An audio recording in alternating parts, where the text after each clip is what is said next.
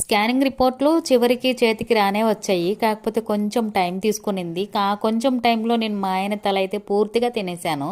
అదేంటంటే sir scanning చేసే టైంలో నార్మల్గా అలా ఇలా మాట్లాడతారు కదా, ఆ మాట్లాడే టైంలో ఆయన ఏం మాట్లాడలేదు. కాకపోతే నేనే ఏవేవో అడిగేశాను. ట్విన్స్ ఉన్నారా, ఇప్పుడు మీరు చూస్తున్నారు కదా, చెప్పొచ్చు కదా ఉన్నారా లేరా అని అడిగితే ఆయన డైరెక్ట్గా నువ్వు ట్విన్స్ అని అడుగుతున్నావు, నువ్వు స్కానింగ్ చేయించుకున్నావేమో, లేకపోతే ఇంకెక్కడైనా చేయించుకున్నారేమో, సెకండ్ టైం ఇక్కడికి వస్తున్నారేమో అనేలాగా మాట్లాడాడు. నేను లేదన్నాను.